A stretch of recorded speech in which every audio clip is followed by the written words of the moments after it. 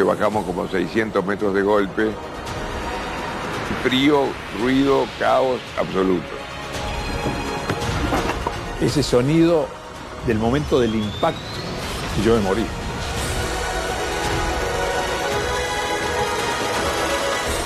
Comimos nieve y hielo durante 72 días. Y lo único que tenemos es el cuerpo de nuestros amigos. Nando está loco, se quiere comer al piloto.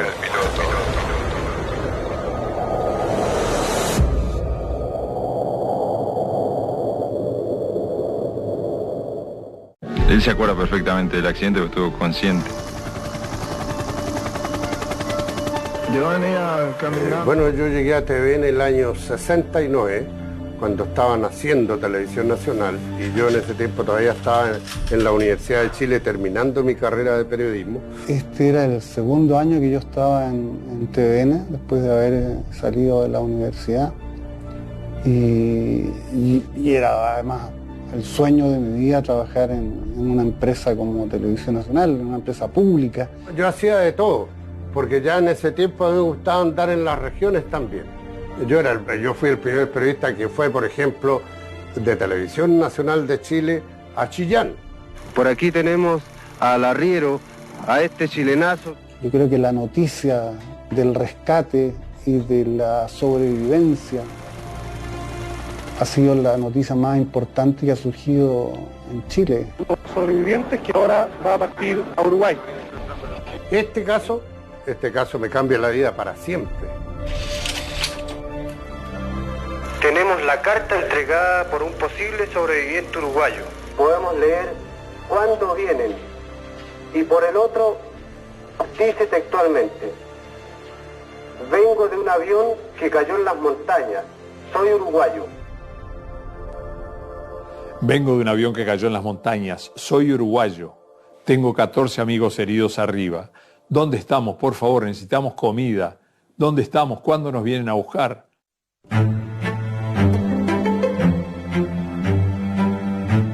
Esta es la primera entrevista que doy en 10 años. En 10 años para televisión. Me llaman de todo el mundo ahora. La tragedia y milagro de los Andes no se entienden sin Fernando Parrado, el sobreviviente que guió hace 50 años a sus compañeros hacia un rescate impensado entre lágrimas y volcanes. En una exclusiva mundial para la televisión, Nando revive junto a TVN la mayor proeza de sobrevivencia aérea de la que se tiene registro.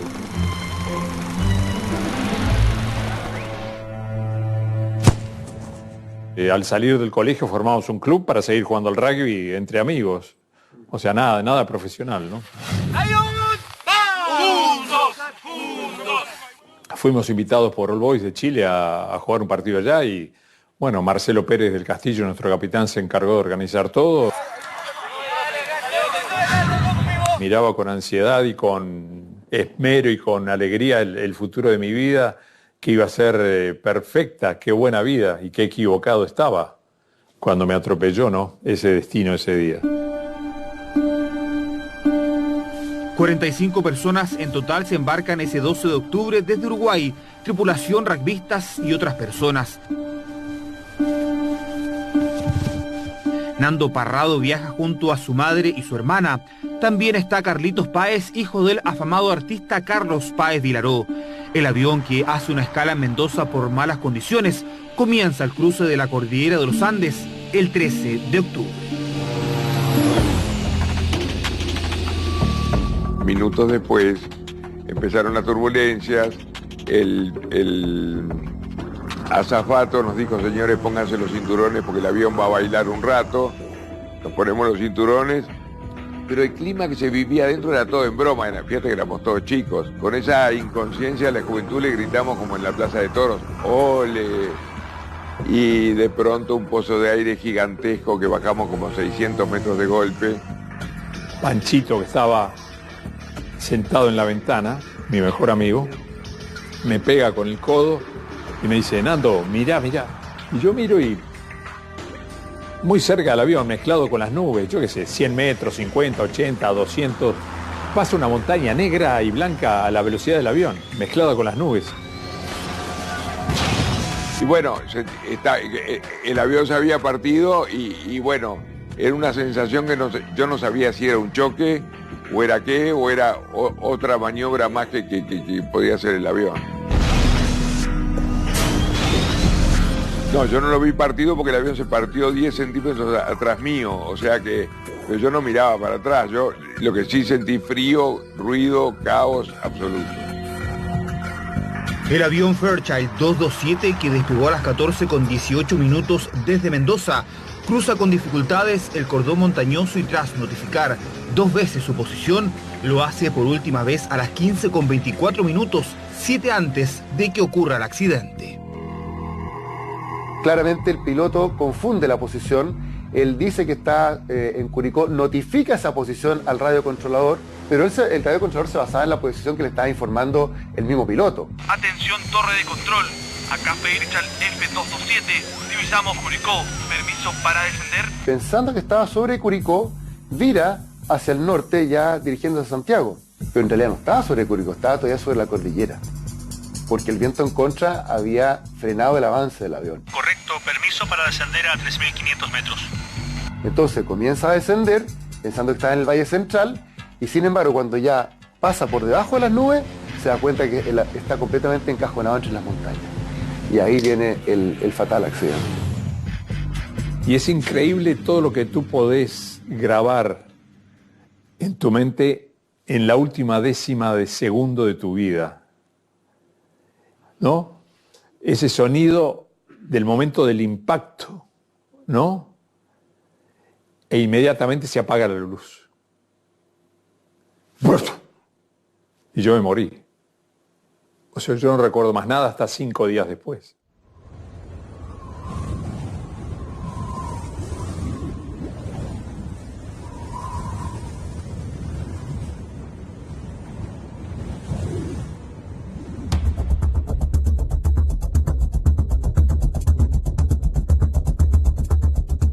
Uno, claro, no solo lamentaba que haya ocurrido esa tragedia, la muerte, pensaba uno de tantas personas, sino que también uno se quedaba,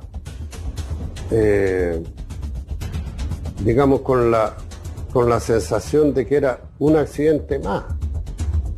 Y nunca nadie, o sea, yo por lo menos no pensaba, podía haber sobrevivientes.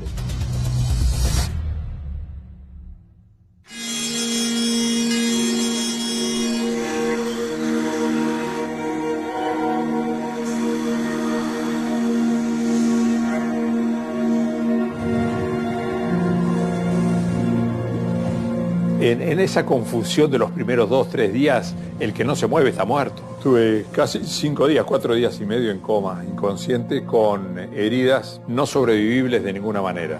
Que fue esa primera noche, fue lo que decía Roy, uno de los sobrevivientes, decía, lo que yo comparo con el infierno fue lo que fue esa noche. Muertos de sed, muertos de frío, muertos de miedo. Yo estaba sin mi mamá, sin mi papá y sin mi niñera. Yo tenía niñera en esa época, para que veas el personaje. Barrado estuvo muy mal y parecería ser, según dice la ciencia años después, que lo mejor que le pudo haber pasado es quedar, porque él quedó con la cabeza contra la nieve el día del accidente, y parece que es lo que se utiliza para desinflamar la conmoción cerebral o no sé. Sí, todo lleva su tiempo. Yo no te puedo decir si me llevaron 5 o 8 horas o un día, pero yo empecé a hablar. A dialogar con mis amigos, a preguntar por mi madre, por mi hermana. Al otro día pasaron 2 aviones 2 veces por arriba nuestro, que nosotros creímos que nos habían visto, pero eran aviones que pasaban a 1000 metros de altura, porque tenían que librar parte de la cordillera y parte para arriba. Que me acuerdo que le gritamos, fíjate vos el absurdo, le gritábamos a los aviones, y el avión no te va a escuchar nunca nada. Hasta celebramos, me acuerdo que había media botella de whisky que nos la tomamos con Canesa, celebrando que nos habían visto, y empezamos a esperar a que nos vengan a buscar. Y empezaron a pasar los minutos, y nadie venía a buscarnos, y empezaron a pasar las horas.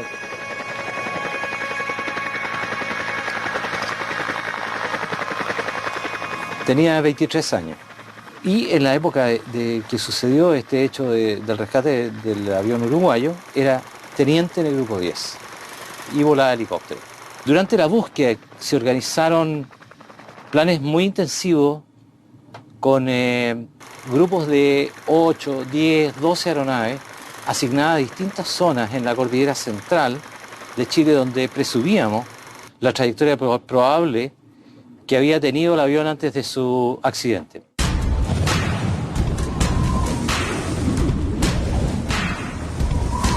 El comandante estaba muerto, el copiloto muriéndose, y lo único que decía el copiloto es: pasamos Curicó, pasamos Curicó, pasamos Curicó.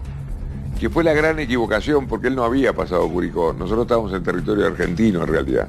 Claro, aquí nadie podía sospechar dónde cayó ese avión, porque no había ninguna información, salvo la que del momento en que se perdió contacto con ellos nomás, pero nunca más se supo dónde había caído el avión, si no habría sido más fácil buscarlo también. Ese año volamos intensamente buscando en los meses de octubre y noviembre y no encontramos nada. Principalmente porque nosotros siempre buscamos el avión en Chile y el avión estaba en Argentina.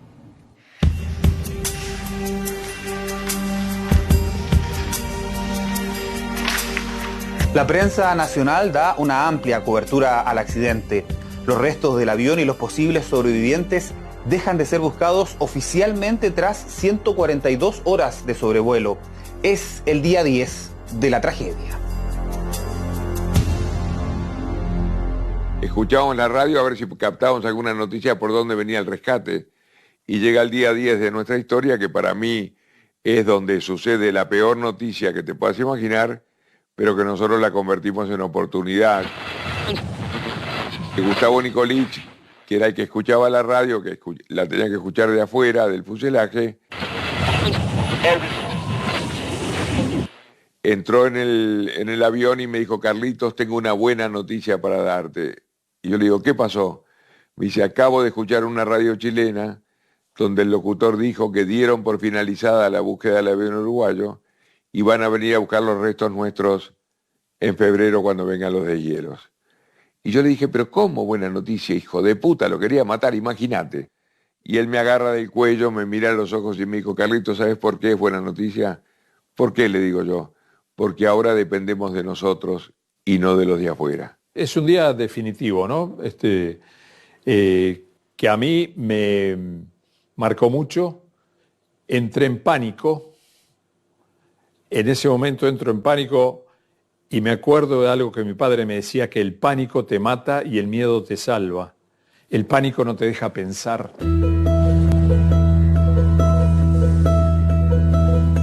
La sed es terrible, no hay agua. No hay agua, hay nieve y hielo. Nosotros comimos nieve y hielo durante 72 días. El frío, has dormido con menos 15 grados con ropa normal. No, yo miraba el reloj y digo, parece que han pasado 5 horas y habían pasado 10 minutos. Porque el cuerpo tiembla solo para lograr temperatura y estás abrazado con otro. Entonces el infierno a veces era un lugar cómodo comparado con eso. Para que tengas una idea, en 10 días quedamos 26 vivos, comimos una lata de mariscos que encontramos, o sea, una cucharadita cada uno. A mí me tocaron 2 cuadraditos de chocolate y había un guindado que habían comprado en Mendoza y había alguna copita de vino. Eso fue lo que comimos en 10 días, los 26. Y intentábamos comer unos líquenes que aparecen en las rocas, que es lo más inmundo que había, y llevábamos muchos cigarrillos porque iban los de el dueño de una tabacalera y hacíamos un té de tabaco que es lo más inmundo que he visto en mi vida. La noticia de que cesaron los intentos de rescate, sumado a la escasez de alimentos, lleva a los sobrevivientes a pensar una idea extrema que tomará más forma con el pasar de los días. Yo hablé con Carlitos, digo, no me acuerdo si fue el primero, el segundo o el cuarto, y digo: Carlitos, yo me quiero ir de acá, tengo que esperar que llegue el verano, para eso tenemos que comer. Le digo, y lo único que tenemos es el cuerpo de nuestros amigos y de los pasajeros. Pero yo no dije nada y me fui en esa expedición a buscar la cola y me quedo en una parte con Adolfo Strauch, y le digo, mira, un acto de cobardía mío, le digo a Adolfo, Nando está loco, se quiere comer al piloto. Y Adolfo me dice, no, Carlitos, no está tan loco, yo con mis primos ya lo pensamos.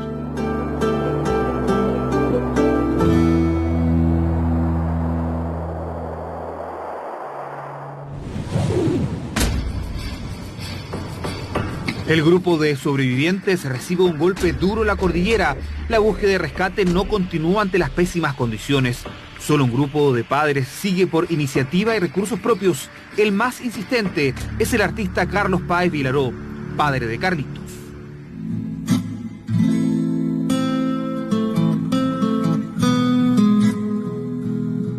Mi padre y China Zorrilla son los dos personajes más famosos que tuvo este país. Ser hijo de no es fácil. Súper querido, popular, era un tipo que todo lo conseguía. Siempre se quedó en la seguridad de que su hijo estaba vivo y él quería ir a la montaña, quería subir. ¿Cuánto tiempo estaban ustedes en Chile? Bueno, yo estoy desde el día del accidente, nunca perdí la fe. Tenía una fe tremenda porque sentía que su hijo y todos los demás eran jóvenes fuertes, entonces pensaba que perfectamente podrían haber resistido. En Chile le decían el padre loco que busca el cabro perdido, esa era la frase que tenía.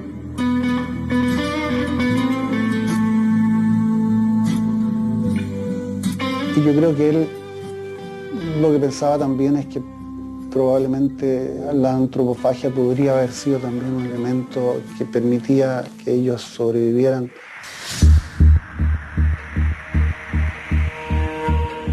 Yo hablé con Carlitos, digo, no me acuerdo si fue el primero, el segundo o el cuarto, y digo, Carlitos, yo me quiero ir de acá. Tenemos que esperar que llegue el verano. Para eso tenemos que comer, le digo. Y lo único que tenemos es el cuerpo de nuestros amigos y de los pasajeros. Lo que comenzó como una idea radical se transforma en su única forma de sobrevivencia. En conjunto toma la decisión de alimentarse de sus compañeros y un pacto de nunca revelar de quiénes se trata. La primera cosa que hicimos fue un pacto solemne entre todos nosotros, que si alguno de nosotros moría quedaba a disposición de los demás. Y la segunda cosa que hicimos fue encomendarle a los estudiantes de medicina que habían asumido su rol de médicos que se ocuparan del asunto, y se ocuparon.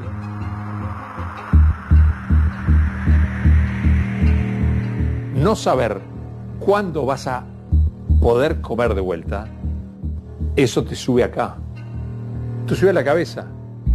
Y como nosotros somos los mayores expertos en este tema en el mundo, podemos asegurarlo que cualquier persona en ese lugar, en esa situación, no escuchando un reportaje o sentado en tu casa, en esa situación hubieran llegado al mismo pensamiento y a la misma acción.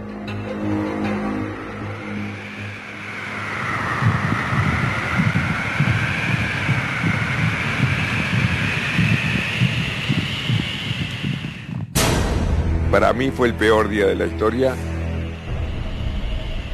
No, yo sentí un ruido raro cuando miro hacia donde venía el ruido, que no sabía si era viento, trueno, una cosa rara. De repente, ¡guau!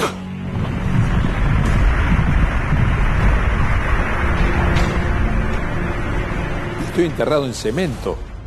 ¿Viste? No es que te podés mover, porque la nieve entra y cómo se ajusta.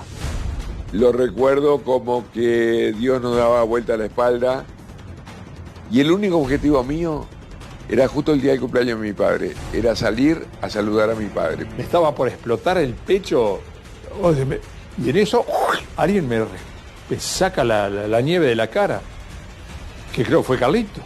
El hecho que yo lo destape a Parrado es lo que permite que después Parrado nos saque a todos de la historia.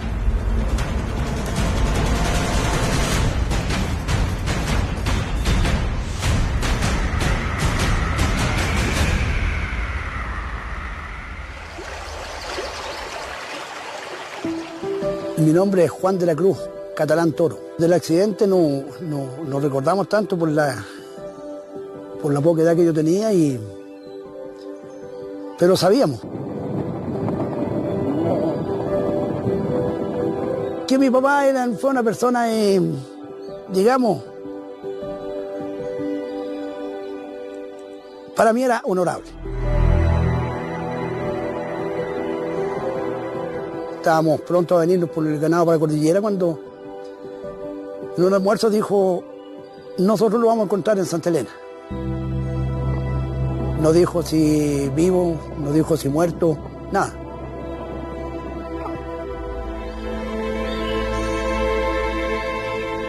En las filosas islas de nieve, estos náufragos rasguñan minutos de vida a la muerte.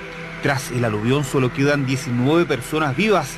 Reencontrarse con sus padres es el motor para los sobrevivientes, aún más para Nando, quien ve morir en las montañas a su madre, su hermana y su mejor amigo. Yo enterré el mismo día, yo los enterré con mis manos, a mi madre, a mi hermana, ¿no? A Panchito. Y lo tenés que hacer. En la guerra tenés que hacer cosas que no quisieras hacer. Yo tenía dos pensamientos cotidianos, dos que me taladraban la cabeza, dos. Uno, cómo me iba a morir.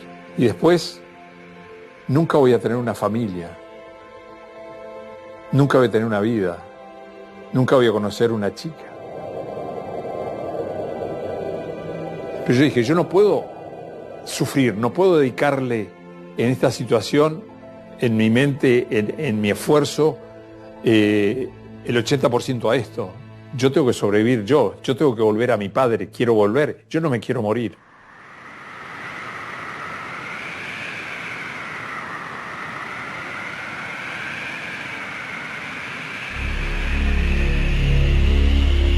Después de varias excursiones, el trío compuesto por Roberto Canesa, Antonio Vicentín y Fernando Parrado realiza la caminata definitiva. Almohadas y 4 pares de calcetines en los pies, 3 jeans y algo de coñac para la proeza de todos los tiempos. Vicentín retorna con el grupo ante lo que vieron en la montaña al tercer día de expedición. De lo que vimos hacia el otro lado nos cambió todo el mapa mental. ¿Qué vieron cuando llegaron a la cumbre? Yo pensaba ver un pueblito, un valle con un pueblito, unas carreteras, y cuando vimos montañas, montañas y montañas y más montañas y nada más que montañas, hasta el horizonte. Roberto, yo para atrás no vuelvo. A morirme sentado, me voy a morir contra estas montañas. Si tú quieres venir, yo quiero que vengas, yo no puedo hacerlo solo. Nos abrazamos y me dijo, vamos. Pero una vez que cruzamos esas puertas invisibles de la muerte, no hay vuelta atrás. Estás muerto, vivo.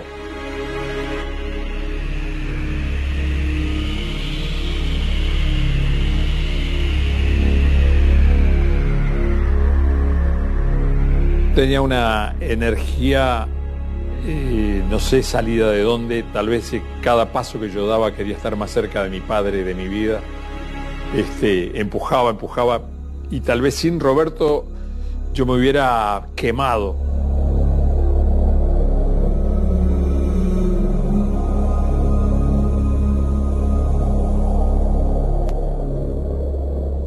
Un milagro, solamente un milagro. Porque yo, como soy de cordillera, yo sé por dónde se puede andar y por dónde se va a matar. Y por dónde salieron ellos, ahora vi la cordillera sin nieve, no tienen ni una posibilidad de salvarse. Hay valles que se cierran y no salen. Y hay valles que sí salen. Nosotros teníamos 2 valles, uno a la izquierda y uno a la derecha. ¿Por qué tomamos el de la derecha? No sé.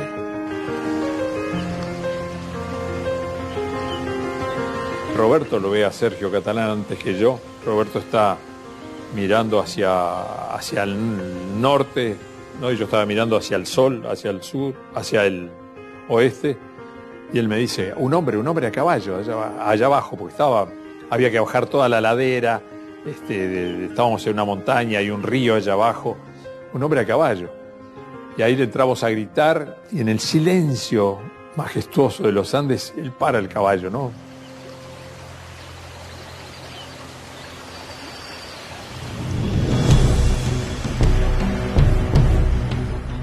Bajo hasta la orilla del río, ¿no? Ahí. No nos podíamos escuchar porque 20 metros de ancho, 25 metros de ancho el río, viniendo con piedras y eso. Pero él me mira y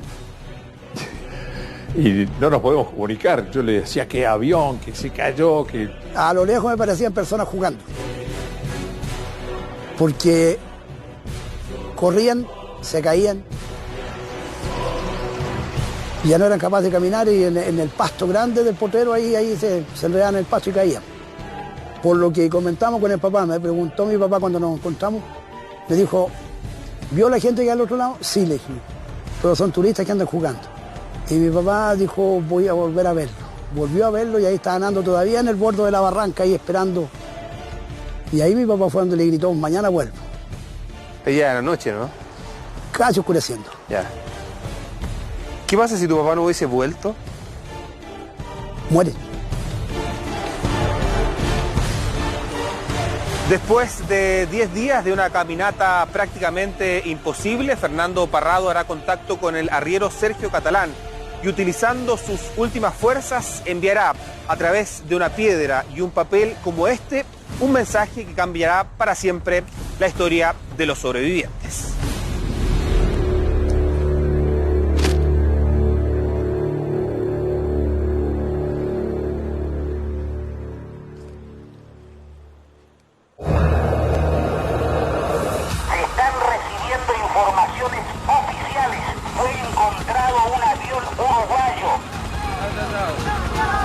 Yo partí inmediatamente para allá. Tenemos la carta entregada por un posible sobreviviente uruguayo. Vengo de un avión que cayó en las montañas. Tengo 14 amigos heridos arriba. ¿Dónde estamos? Por favor, necesitamos comida.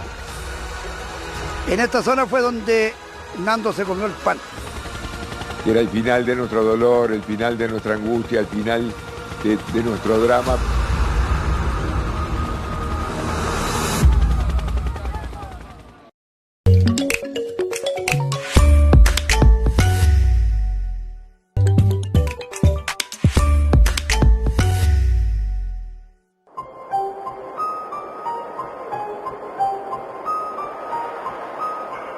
Porque dejar ese fuselaje el día 12 de diciembre, dar el primer paso y no mirar para atrás, yo sabía que no iba a volver.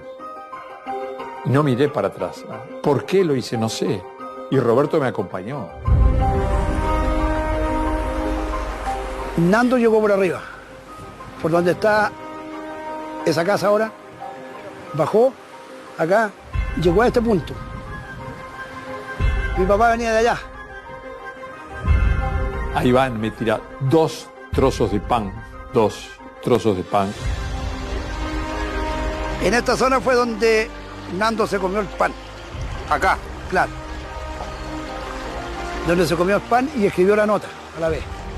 ¿Comía y...? Claro, tanto comía como escribía, para luego lanzar el papel a los lados. El papel de la historia que le salvó la vida.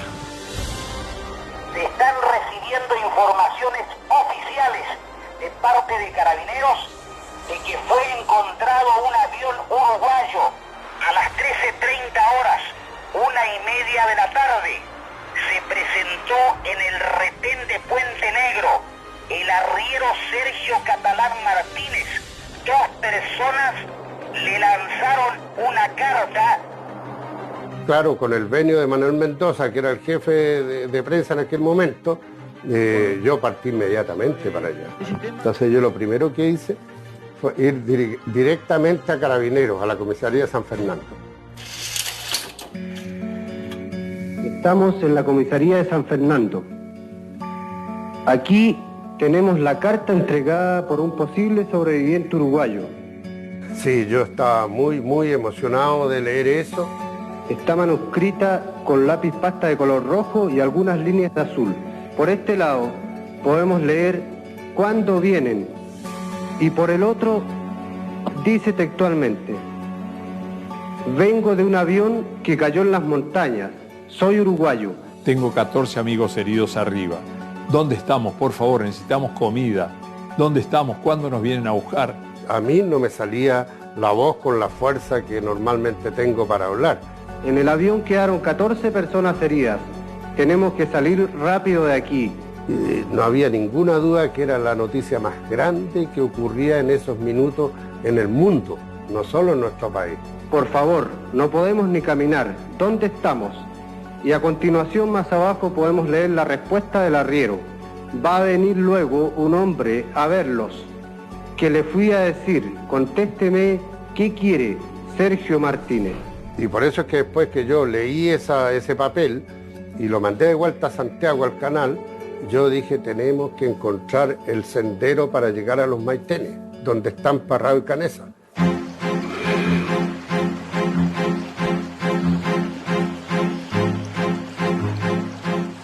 Ya cuando Catalán se fue, él le avisa a otro arriero de este lado del río que nos fuera a buscar. No pude dormir, ¿no? Creo que Roberto tampoco. Nos quedamos ahí en una especie de chocita que tenía este arriero.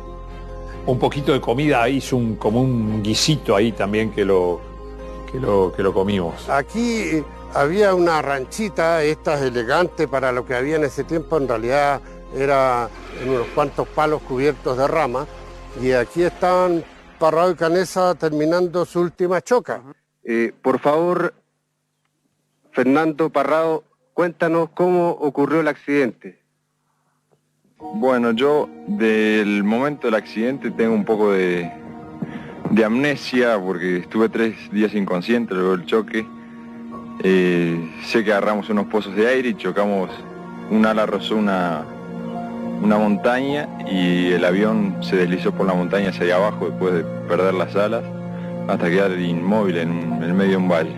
Y yo tengo total conciencia del momento del accidente porque solamente sufrí contusiones leves y heridas leves, nunca perdí la conciencia. ¿Cuántos familiares tienes tú? ¿Tienes más hermanos? Tenía a mi madre y a mi hermana que lamentablemente fallecieron en el avión y me queda otra hermana. Entonces yo le pregunto a Dios, ¿por qué murió mi madre, mi hermana Panchito, Guido, 17 años, mi hermana 18, llena de vida, quería vivir? ¿Por qué? ¿Está mejor contigo arriba? Pues hay un corte en la película, ahí pasó un rato, pues yo quedé muy impactado por esa respuesta, cómo todavía esos jóvenes tenían fuerza para seguir adelante. Cuéntenos cómo fue ese momento, ¿a dónde iba usted? Yo venía caminando, primero cuando yo los vi, iba a juntar el ganado. Eran varios rollos de películas.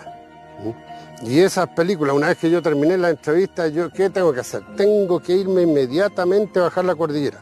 Entonces yo andaba con una chaleca, algo parecido a esto, y me puse acá debajo todos los rollos de películas. Nosotros, TVN, era el canal el que estaba golpeando, era el que, como decimos en la jerga periodística, estaba dando el golpe periodístico. El milagro blanco de Navidad estremece al planeta.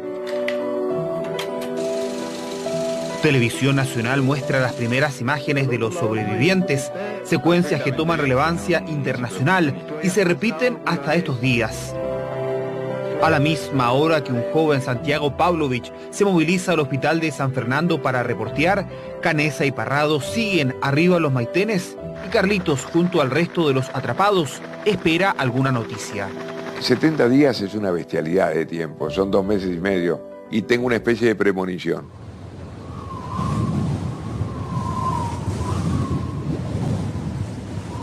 Y como que habían llegado a algún lado, y no me animo a contarlo. Y Daniel Fernández, que se despertaba, me dice, Carlitos, acabo de soñar de que Parrado y Canesa han llegado a algún lado. Y yo le digo, yo tengo la misma sensación, y prendimos la radio. De que fue encontrado un avión uruguayo perdido en la cordillera de los Andes en el mes de octubre. Y así como prendimos la radio, la primera noticia, hablaban del avión uruguayo, pero por la estática.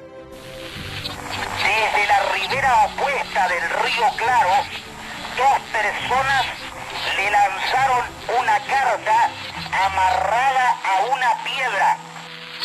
Mirá, se me eriza la piel ahora después de contar esto miles de veces. El comandante Carlos García me llama y me dice, Canales, prepárate las tripulaciones, porque dicen que encontraron los uruguayos. Le informamos a la Fuerza Aérea Argentina de que el rescate era en Argentina. Y ellos nos contestaron, sigan ustedes, terminen lo que están haciendo.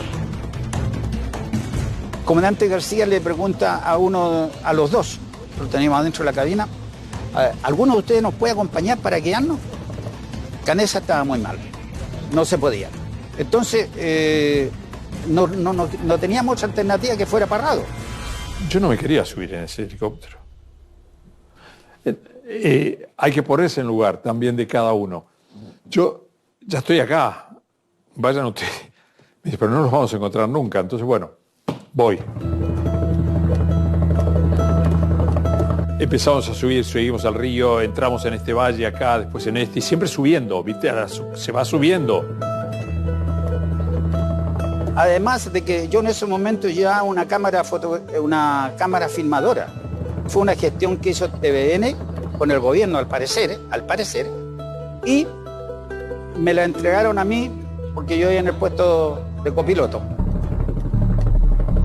El momento del rescate fue, bueno, ahí bien peinado y muy mal afeitado y con la valija hecha, nos sentamos a esperar la llegada de los helicópteros, que demoraron bastante más de lo que nosotros creíamos. Ha sido una de las misiones más difíciles bajo condiciones meteorológicas que me correspondió efectuar a través de toda mi trayectoria. Condiciones totalmente negativas para el vuelo. El helicóptero entró en stall.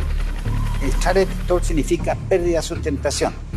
Y nos caímos de aproximadamente como 6 a 8 metros. No había nada que marcara el viento que había, nada, sino el talento de estos pilotos chilenos de helicóptero, que fue, él me decía, no voy a parar porque no sé qué hay abajo, si hay grietas, si no hay grietas, si soporta el peso del helicóptero. De pronto en la lejanía empezás a escuchar ese ruido que se escucha desde muy lejos el helicóptero, sobre todo si hay montañas.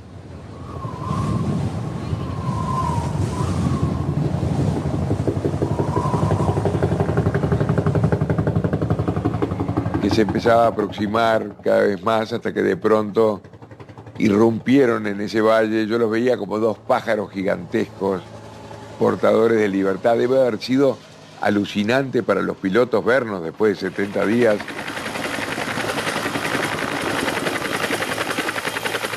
Cuando ya estábamos más cerca, ahí ya vimos un tercio del avión, 2 tercios quizás del fuselaje, y ya los sobrevivientes, que son los con las manos en alto y que ellos veían que venían los helicópteros.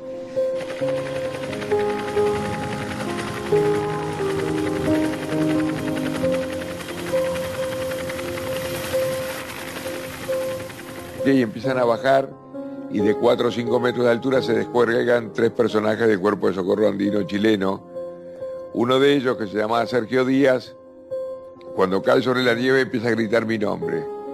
¿Quién es Carlitos Páez? ¿Quién es Carlos Páez? ¿Quién es Carlos Páez? Me dice, no, es porque tengo 2 cartas para usted. Digo, ¿cómo 2 cartas para mí? No entendía nada. Y me entrega 2 papeles, tengo acá los originales. El primero de ellos decía así, tenía un helicóptero dibujado. Hola chicos, acá les mando un helicóptero como regalo de Navidad, porque era 22 de diciembre. Un abrazo, el viejo. ¿Cuánto tiempo estaban ustedes en Chile? Bueno, yo estoy desde el día del accidente, nunca perdí la fe y me parecía que en cualquier momento los chicos me estaban despegando, toda mi obra se hace alrededor de la juventud.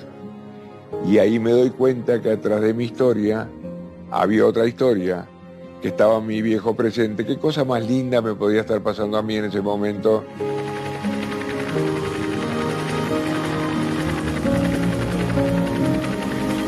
Yo no había visto nunca antes en mi vida gente joven que se tirara al suelo llorando encima del pasto, porque el pasto y lo verde era el sinónimo de volver a vivir de nuevo. Que era el final de nuestro dolor, el final de nuestra angustia, el final de nuestro drama, pero era el principio de la libertad, era el regreso a casa.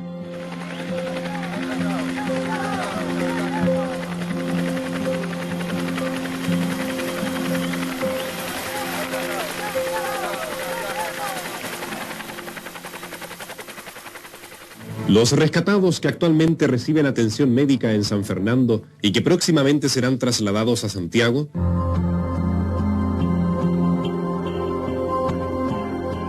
los facultativos, asombrados por la vitalidad de los sobrevivientes, no han encontrado una explicación lógica al increíble suceso que conmovió a Latinoamérica. Que cuando se supo que estaban vivos, el comentario era ¿cómo? Y realmente inmediatamente tú pensabas en la antropofagia, o sea que realmente habían tenido que recurrir a comerse a las personas que murieron en el accidente. Era la única manera de sobrevivir. Y el alimento que traían ellos era carne. ¿Humana? Sí. Obviamente que sí, porque si al supermercado nada por arriba. Pero tú la viste esa carne. En la pierna de un blue jean la traían.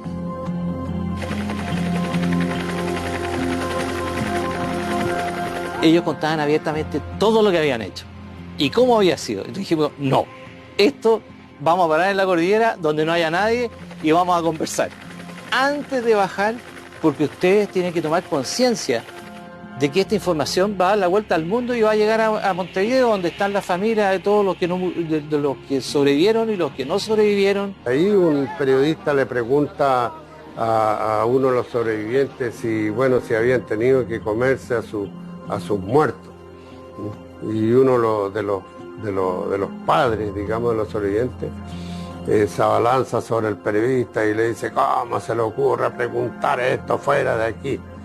Y ahí lo paran a este hombre y los sobrevivientes le dicen, papá, cálmese porque ellos están preguntando lo que ocurrió.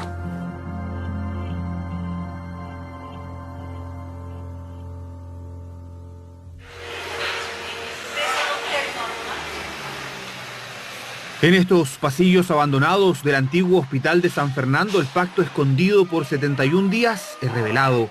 Santo eres en verdad, Señor, fuente de toda santidad. Con el tiempo, los sobrevivientes hablarán de una especie de Eucaristía para justificar lo que ocurrió en las montañas.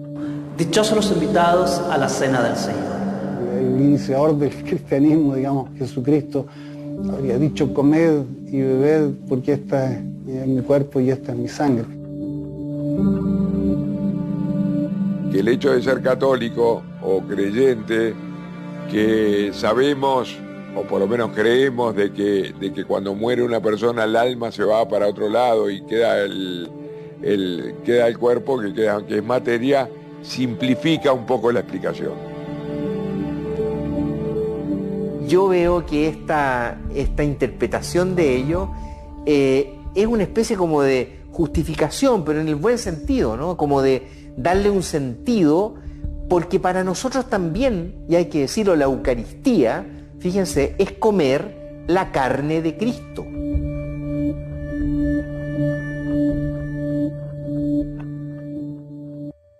Los jóvenes uruguayos que aún permanecen en el país, 9 en total, acompañados de sus familiares, regresarán a su patria por vía aérea en las próximas horas.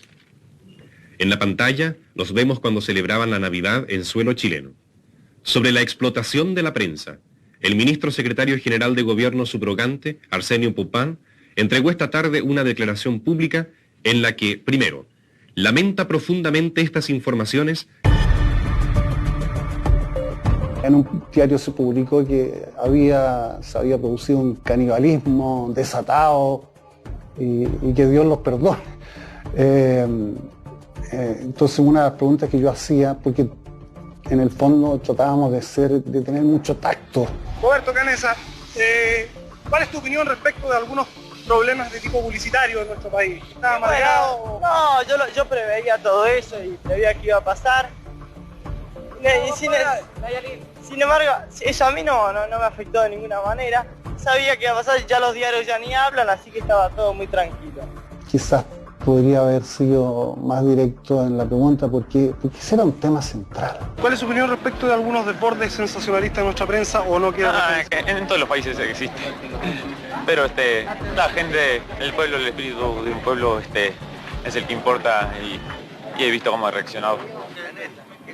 Roberto Canessa, arrebatado por los periodistas y firmando autógrafos para público chileno que se ha acercado hasta la losa de Pudahuel a despedir el avión LAN Boeing 727 que los llevará directamente a Montevideo. ¡Viva Uruguay y viva Chile!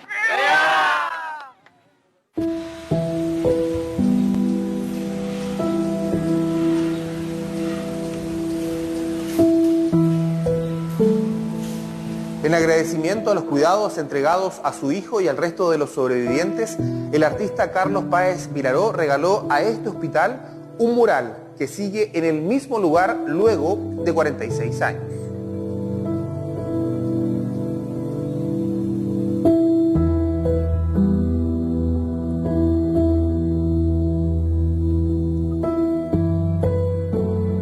Creo que en esta búsqueda que se realizó, el gran triunfador no es todo el aparato de búsqueda, sino el pueblo chileno. El pueblo chileno que yo pude conocer a fondo desde la raíz. Al decir el pueblo chileno lo digo desde el más simple arriero. Ojalá lo hubiera visto más tiempo. Lo he ido a visitar 3, 4 veces, ¿no? Ha venido siempre aquí y siempre un abrazo fraternal y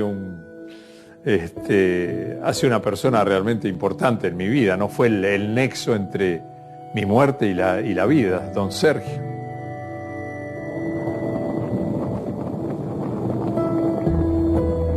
Ellos se sintieron después casi como parte de la familia Catalán. De hecho, le decían nuestro padre. La del sábado 13 de octubre de 2002 será una jornada de nostalgia y recuerdo imborrable.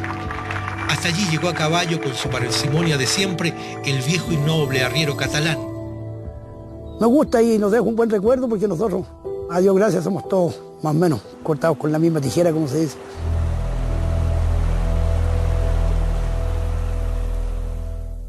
En el lugar llamado Los Maitenes, en el cajón del azufre, en plena cordillera de los Andes. Me marcó porque me enseñó que yo tenía que seguir en esa misma senda. Cada vez que tenía tareas difíciles de cumplir, me acordaba de lo que me ocurrió con los uruguayos y yo decía, tengo que conseguir mi meta, tengo que llegar a mi meta. No hemos resentido la tentación de mostrarles nuevamente esta espectacular y exclusiva filmación. Me dio más experiencia para valorar más la vida, ¿ya? Como también podría decir de que uno cuando es joven realmente no piensa en muchas cosas. Pariente del presidente Bordaberry. ¿Qué es lo que es este momento para ustedes de partida hacia Uruguay, hacia la tierra, hacia los amigos? Yo creo que básicamente es un triunfo del espíritu humano. Eduardo Estrado Churioste, Álvaro Mantino, Daniel Fernández, Antonio Vicentín, Roberto Caneta, Adolfo Estrado, Gustavo Servino, Rito Algorta, Alfredo Delgado, Roberto François, Rijable, el licenciante Ramón Cabeza, Javier Metol, Fernando Parrado, Carlito Miguel Páez, hijo.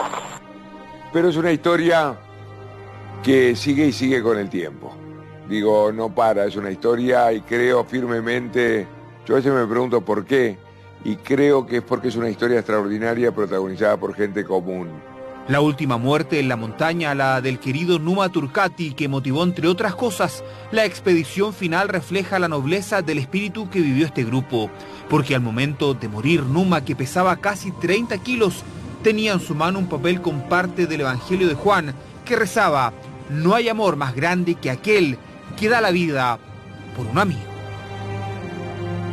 Vuelven mis amigos sobrevivientes, sus familias los abrazan, los confortan. Yo tengo a mi padre que me abraza y dice, gracias por volver, pero mi vida está destruida. Y mi verdadera odisea comienza cuando yo vuelvo. Mi triunfo mayor no es el de los Andes, es haber tenido una segunda parte de mi única vida fantástica. ¿Por qué? Una familia divina, una mujer que ha sido el pilar de mi vida. 2 hijas fantásticas, mis nietos. Lo que yo soñaba ya, las 2 cosas, cómo me iba a morir la familia, lo tengo. He amado con pasión a mis amigos, a mis hijas, con delirio a mi mujer, y me han amado en retorno. Eso es suficiente. No pienso más en los Andes. No pienso más en los Andes, pienso más en los Andes, pienso más en los Andes, pienso más en los Andes.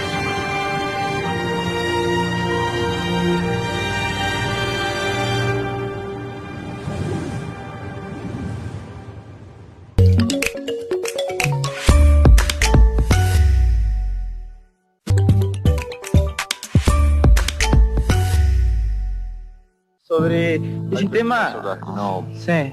no contestar. Que nos evadíamos pensando en pasar Navidad con la familia. Sí, he vuelto, sí. 3 veces. Una vez volvimos 11 de los sobrevivientes, otra vez volví con Discovery Channel, que hizo un documental, y hace 3 o 4 años volví con 2 hijos y 4 nietos. Y fue duro. Ahí en ese lugar se respira mucho dolor. 11 veces. ¿Por qué? Acompañar a mi padre. Mi padre fue 18 veces a poner flores en la tumba de mi madre y mi hermana en los Andes. Tratar de verlo de nuevo, ya que sé que en este momento me va a estar precisando y yo a él mucho, ¿no? Y después la última vez fui con mis hijas, que me dijeron, papá, queremos ir ahí, porque nosotros nacimos ahí. Si vos no hubieras hecho lo que hiciste, si no hubieras sufrido lo que sufriste, nosotras no estaríamos respirando. Así como los protagonistas vuelven cada cierto tiempo a la montaña, es necesario también revivir, tras 5 décadas, el recuerdo de una proeza que no tiene registros similares en la historia. Una tragedia reconvertida en milagro gracias a la lucha sin precedentes del espíritu humano. 15 de los 16 sobrevivientes de esta odisea siguen con vida, 2 de los cuales quisieron rememorar una noticia que Televisión Nacional de Chile contó en exclusiva a todo el mundo.